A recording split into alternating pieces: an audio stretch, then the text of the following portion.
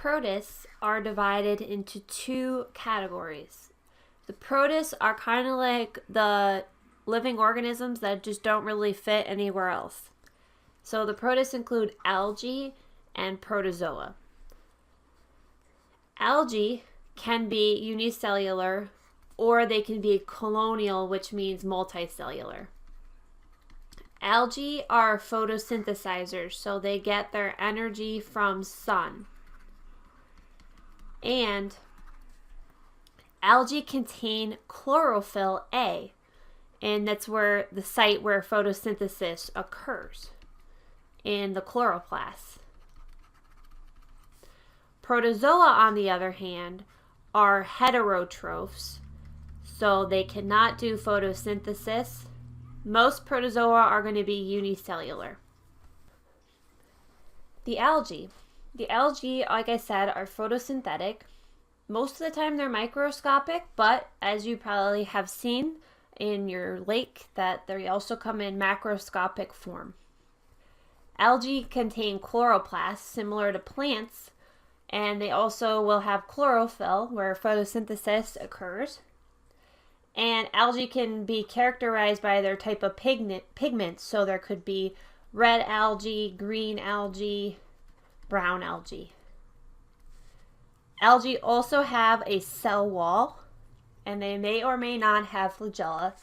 And algae come in a lot of different shapes, colors, and here's some microscopic algae. You can see they're very pretty looking. Most algae are environmentally very important because they're the major producers of oxygen. And they serve as the base of the aquatic food chain.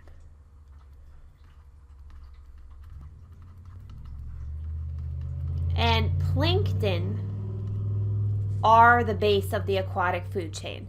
So plankton are at the bottom, and then zooplankton will eat the plankton, and then larger fish can eat the zooplankton, and so on. So we really need algae. They're very important. There's only one way that algae can harm humans. And this is in a group, it's a type of algae in the group dinoflagellates. And this is a red algae. And every so often in the summertime, if it's extremely hot and hasn't really rained in a while, these dinoflagellates will overgrow and you'll get what's called red tides. So if you see a red tide, run. I'm just kidding. But what can happen is these red algae, they actually secrete a neurotoxin. And basically the shellfish will ingest this algae. And then if humans ingest raw shellfish, they also will be ingesting the neurotoxin at the same time. And that can lead to a severe food poisoning and, of course, neurological symptoms. And so every so often we'll see these outbreaks of these red tide algae. So what are the protists? Remember, the protists include algae and protozoa. And how do algae obtain energy? They use the sun, they use photosynthesis. What are some organelles that are specific to algae? Remember, they have chloroplasts that contain chlorophyll. And they also have a cell wall. What are the plankton? The plankton are the base of the food chain. And lastly, how might algae cause harm to humans? Remember, those dinoflagellates can be associated with the red tides, which can secrete those algae secreting neurotoxin. And actually, the disease itself is called paralytic shellfish poisoning. Paralytic shellfish poisoning.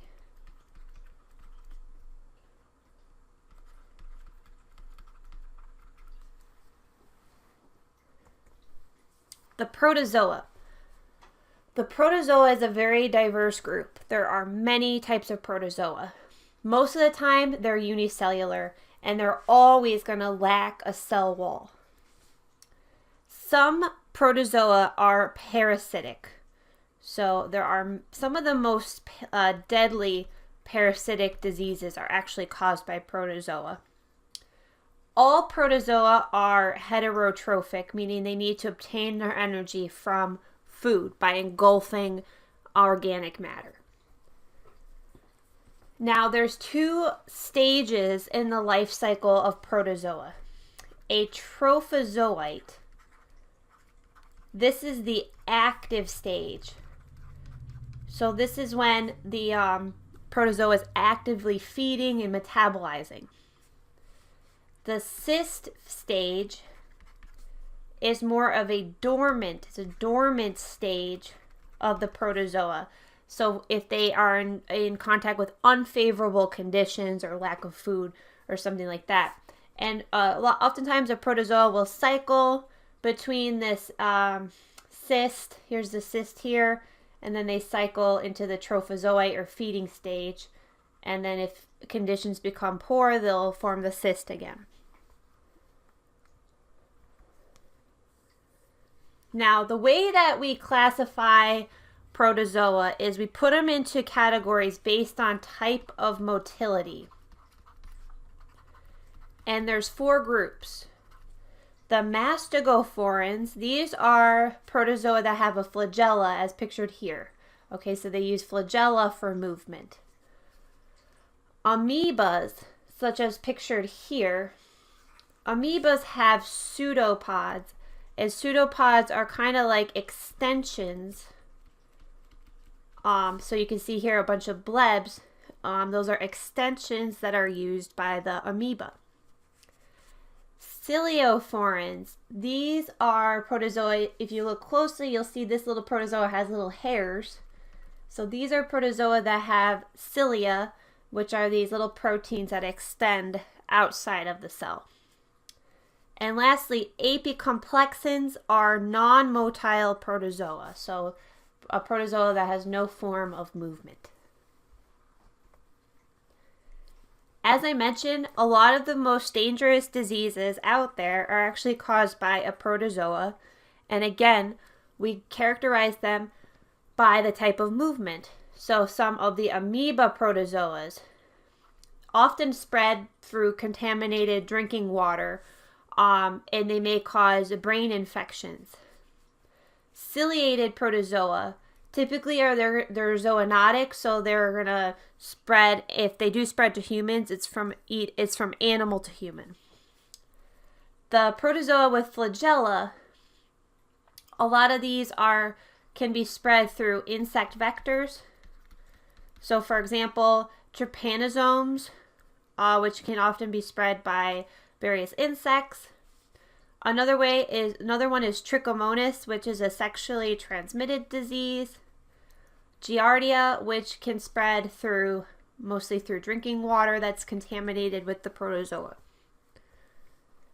And then the last group, the apicomplexans, these are often zoonotic or spread through an insect vector. So the one that you guys probably have heard of before, malaria. Malaria is caused by a protozoa known as Plasmodium. That's the genus name. Plasmodium is spread through a mosquito. Toxoplasmosis, actually a protozoa that is spread through cats. So any contact with cat feces or ingestion of the cat fecal matter in some way, that's how toxoplasmosis can spread. And Cryptosporidium is actually spread through water or contaminated food. So how do protozoa obtain energy? They are heterotrophs, so they need to engulf the organic matter. And they typically ingest food, like I said, through engulfing it. What is a trophozoite? The trophozoite is the active stage of the protozoa, while the cyst is the dormant stage. What ways can protozoa move? They can use flagella, They are unique that they have cilia, and also they could have a pseudopod, or they could be altogether non-motile. And how do we group protozoa? We typically group them by movement, their form of movement. What do we call a protozoa with a pseudopod? We call them an amoeba. The last group of eukaryotic microbes are the helminths. Helminths are really unique. They're multicellular. They're actually like a primitive animal, and they have primitive systems like primitive digestive systems, primitive reproductive. So these are the very early animals in evolution. Most helminths need to be parasites to obtain energy. They steal it from their host. They'll have mouth parts that they use to attach to the host, like in the intestines of the host, and to suck in the food. Like I said, a lot of them have more well-developed sex organs. Helminths can actually be male, female, or hermaphrodites and have both male and female parts. And a lot of them will have an egg form, which is how they often spread from host to host. There's actually 3 main groups of helminths. The flatworms, so these worms are flat, and the first 2 groups here are the tapeworms, and they're also known as cestodes. So tapeworm is the same thing as cestode. The second group are the flukes, which are also known as trematodes. Then the third group of helminth are roundworms, which are also known as nematodes. And the difference is they have more of a round, like a more rotund round shape. And here's a picture so you can see. Here's a tapeworm. Tapeworms have individual segments. They're segmented. If one of these segments were to break off, it could form a whole new worm. So each segment has the ability to form a new worm. And if you have pets, cats or dogs are very susceptible to tapeworm infections. So you may have actually seen this before. And tapeworms have suckers on one end where they use to attach to the host intestines and suck in and steal the host nutrients. This picture is a fluke over here. So you can see the fluke is also flat. You can see a primitive digestive system in here. You can see this primitive reproductive organs here. Now, a lot of helminths are parasitic. Some of the ways they spread, most often they'll spread through ingestion, especially of raw or undercooked meat, like pork is very common to get a pork tapeworm. Some fish, like raw sushi and raw fish, if it's not fresh.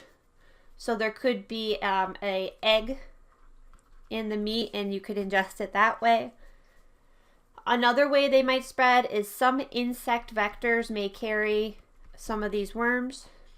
And occasionally, especially with flukes, they could actually burrow through the skin.